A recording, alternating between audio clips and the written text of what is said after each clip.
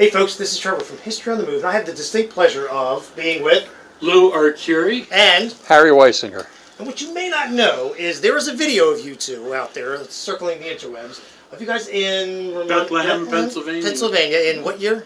August of '76. That's right. And you were literally sitting in the same seats you are right now. Yep. And I don't remember the name of the person interviewing you, but you were both firemen at the time. And so, with that said, tell me, what was it like? How did you get into firing and being part of the engine crew for AFT1?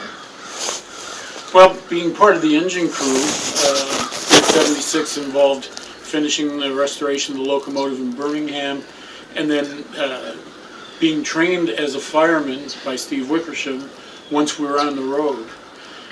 When Harry joined us, he too got fireman's duty at some point and was trained.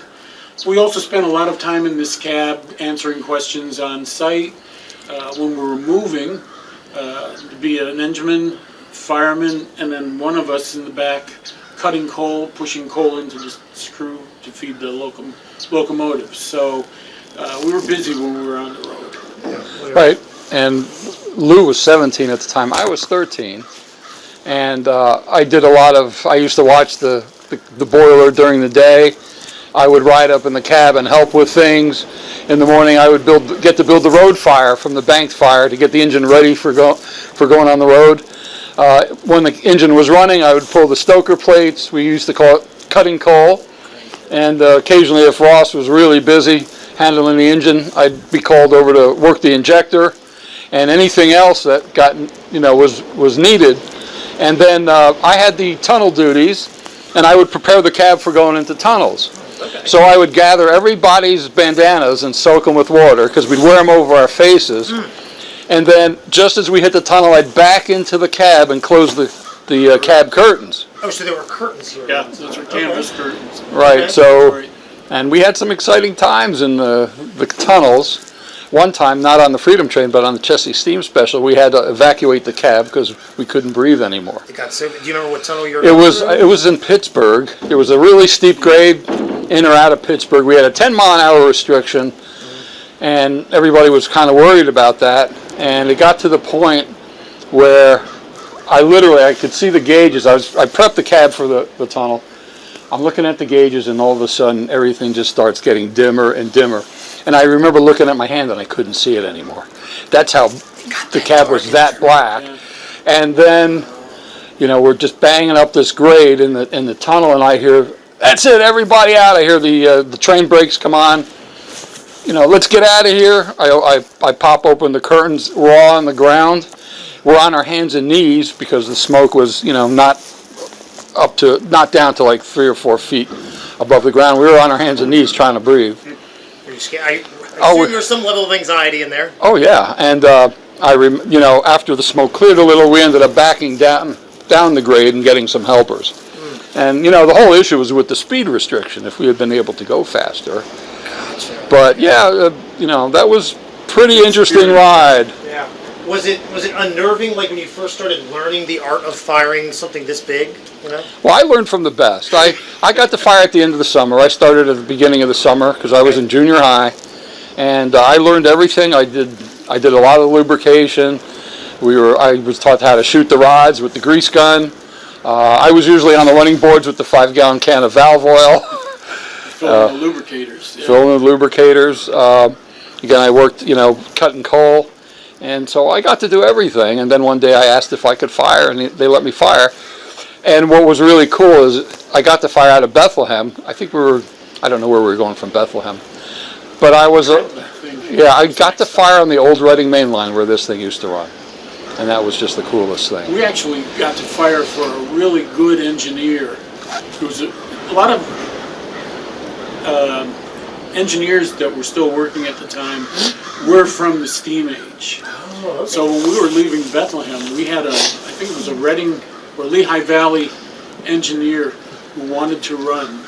Usually the engineers that were assigned to our runs were pilots. They would sit here, and we'd have Ross or Steve running the locomotive and one of us firing. This guy wanted to fire, wanted to relive the days of being an engineer in the steam era, and he was really easy to fire for. Ross liked to put on a big show, so when Ross was running, you were constantly feeding coal, water to the boiler, because she used a lot of steam when Ross was running. He liked a lot of sound, a lot of smoke. And that's what people wanted to see. That is a steam That's the engine. show, Yeah, right? that's the show. So, yeah, Ross was not easy to fire for. Steve's was much easier to fire for. It was just easier on the throttle. Yeah, that's right. Steve was more concerned about moving the train. What amazes me is one day I was just beat, and I actually fell asleep in the brakeman's seat while the engine's running and making all that racket. I You're couldn't that believe it. exhausted. I was that exhausted, We're yeah. back in the tender. Well, I didn't sleep on the cold, but I just remember while we were running, falling asleep in the brakeman's seat. Well, you know, the way things usually work, the train would display till around 7 o'clock, and that's when everything started to get pulled up to move to the next town. Now, the locomotive crew was getting the locomotive ready to go. Get the road fire built, top off the water in the tender, lube if we needed to, and then we would move through the night, get to the next display city, and the Freedom Train operations people would get the train ready for display. We were washing the locomotive so it looked nice when the public, came in. And what did we use to wash it with? Tide. Tide. Really? Yeah. We should have gotten an endorsement I was gonna from say Tide. they didn't sponsor you guys. No, I do have a picture of the engine with a Tide box on And it. I've got a couple shots Yeah. by the bearings of the tender. And then every once in a while, we'd have to wax the whole engine. Really? Oh, yeah. We like Ross to- wanted it to look, nice and I shiny. think that was more Bob Lorenz's command. make it look shiny. Oh, yeah. Oh, yeah. And it did. It looked It really did. good. Yeah, always look good when and these things are filthy, so you can imagine after a run with some tunnel action. Well, tell them about the tarp. The tarp. The tarps for the tender, Yeah. when we would take on coal, we would hang tarps on the side of the locomotive to protect the great seals. Okay. This way they didn't get damaged. But I have a lot of pictures of Bob touching them up because inevitably they'd get scratched or whatever. Very proud of the work he did on those seals. They always look. We took care to make sure those were covered when we were coaling. That's right. Yeah. So, If I remember correctly, Steve said that he painted that at least 4 different times. Is that right? The Great Seal. Originally in Birmingham, Yeah. I don't remember him doing them in their entirety, but he was constantly touching them up. Yeah. after the Chessie Steam Special, he painted them again to put the locomotive in the museum. For the 79 dedication, Right. when it was repainted in Freedom Train colors, Bob did repaint the seals from scratch. Yeah. Now, for you guys, like when you sit up here, obviously we'll wind the clock back to 1976. What kind of feelings were going on when this? The public would come up and they would look at everything. Like how did you? What was your reaction? Well, to that? we had aluminum steps we would bolt up to the cab to allow the public to come through. Right. And of course they'd ask us lots of questions, and we were more than happy to talk. And I remember one time some guy was asking me what was that, and I went across the cab and I stumbled my foot, and I put my hand out to keep me from falling, and I touched the water column, and I scalded the palm of my hand. It's hot stuff. You don't realize, unless you've worked on a locomotive, how hot it gets here. This backhead is insulated, but it still gets hot. The firebox doors, the butterfly doors, they're super hot. And this is all live steam moving through the plumbing, so it gets toasty up here. And occasionally you'd find a melted flashlight on the stoker valves. Yeah, Somebody would leave a flashlight there and it would melt. Wow, just Oh, yeah. that intense heat all concentrated in one place. Oh yeah, well, everything's hot. Right. Everything's hot. I think sitting up here, you get a first-hand appreciation for what railroad is, experienced in the days of steam. It's a unique experience, to say the least. This is a living, breathing machine. So when you're in operation, there are 3 key individuals: the engineman, fireman watching what the engineman's doing to make sure he's got enough water and coal, and this beast. So she tells you a lot, and as you gain experience, you anticipate, coming to a grade. Usually the pilot would say, well, we're approaching a grade, and you make sure the engine's ready for that climb. Or if we're going downhill, you want to make sure you back off on your coal, you've got water in the boiler. I think the most unnerving thing is watching the water column disappear. Yeah. because you're did you going see that a lot? downgrade. Well, as the boiler does this, Yeah. that one moves a lot faster than this one, because the water column kind of dulls the reaction time of that. That one, the one the fireman has, moves a bit quicker. But going to what you said, it's a living, breathing thing, and you pay attention to everything. The sounds, the smells. Once I smelled smoke.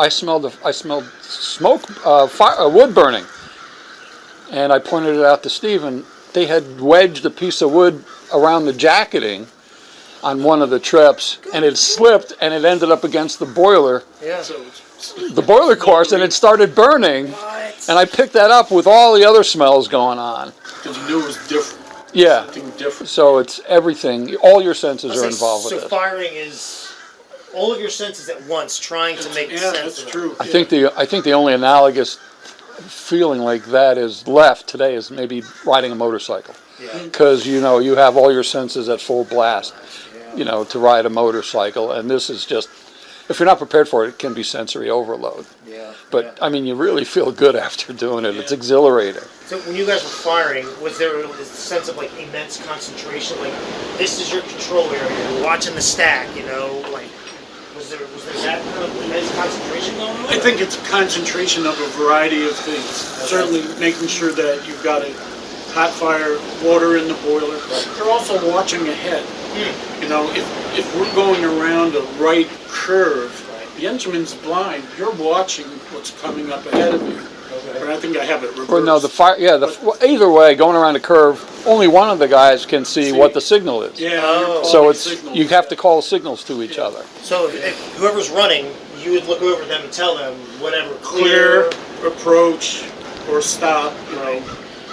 So that's another responsibility of the fireman is confirm signals to the engineer, and also watch when the engineer can't see ahead of the train. You're watching, Okay. and vice versa. So yeah, it's an overall multi-level. Well, you're watching for foamers putting themselves in danger. Well, there was one story when we were going through Gettysburg. I mean, I wasn't in the engine; I was in the crew car.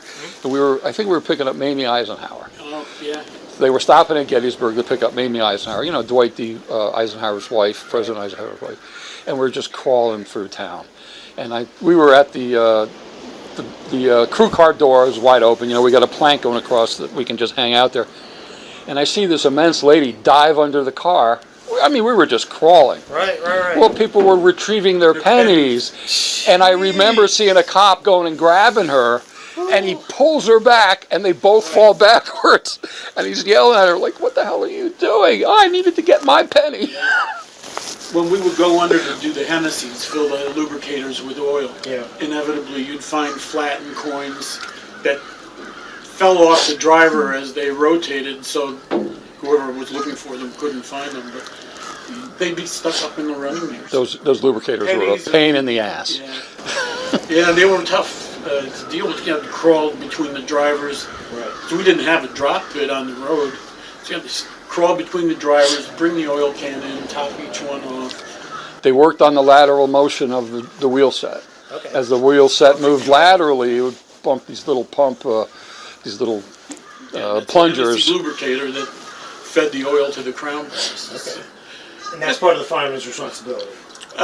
When we were, and you didn't do that when you're on the road, but that was part of the service we did once we reached the destination. Okay. And then before we leave, we make sure the Hennessy's were all topped off. Because when you're rolling, if you run out of oil, you score the brasses and have a bearing failure. Yeah, they were later converted to grease cakes Yeah. during the Chessie Steam Yeah, Special. that's right. That alleviated the problem of having the oil to Hennessy's. Yeah, then we'd, I think, what was it, every 150 miles we'd stop and shoot the rods to, do general lubrication on the locomotive. Yeah, if we had a prolonged stop, we'd run around with the Alamite gun and just shoot everything, top off the lubricators, or stop somewhere for any length of Took time. advantage of any break to check the engine, do lubrication. Right. And that was mostly a fireman or a brakeman. All the crew. Everybody. Everybody did. Usually not the engineer, because he was busy handling other stuff. The engineer and fireman stayed up here. They took care of their business. Right. They still had to watch the engine. Okay. And the rest of the crew would just hop out. We'd hook up the Alamite gun and go to town. Gotcha. Wow. Well, this has been, I learned so much about firing from you guys. This is amazing. I will probably never fire an engine in my life, but I can appreciate what you guys did. And Well, A lot of fun. the coal engines are they're fantastic. It's just such, just a beast. And the oil-fired engines, a lot of them are really nice, but the experience just isn't the same. This is all part of it. yeah. And we'd get off the engine and we'd pull off our goggles, because you had to wear goggles because Right. you'd get cinders in your, and you'd look like a raccoon, because this would be white and the rest would be black. Oh yeah, it would be great. I'll have to send you a picture of one of the other crewmen and I in Charleston after we did a monthly inspection in the smoke box. We're just black Covered in with soot. soot. Yeah. That was a nasty job, going into the smoke box Well, and clearing out the cinders. I had to go behind the cyclone Yeah, with Steve, inspective. and I was a chubby 13-year-old, right? But somehow I got under that bottom plate because of the curvature of the smoke box. Okay. And on the way back, I got stuck. My belt got hung up on some bolts. And I'm like, I'm stuck. And he's like, move your butt. And I turn around and I see his cigarette coming toward me. Right out the front. And then, There's your light source, right? Follow the oh cigarette. yeah. And then one day, we had to change a grate. One of the grates had burned toward the back of the firebox. Okay. So what did? We pushed the fire all the way to the front, turned up the blower. Him and I crawled into the firebox while the fire was at the front of the firebox. And it was Those doors. with the blower on there, it was literal hurricane. Yeah. Right. There was so much draft. So I mean, if you touched the sides of the firebox sheets, you were screwed. Right. But no, we were real careful. I assume we had some sort of asbestos blankets we were kneeling on or something like that. But We've had to have some protection against the hot grates. You learned a lot. And This is a real privilege, gentlemen. I appreciate it. it So was our pleasure. this is Trevor from History on the Move. This is Lou, and this is Harold. And stay tuned because we got some more American Freedom Train stuff coming your way.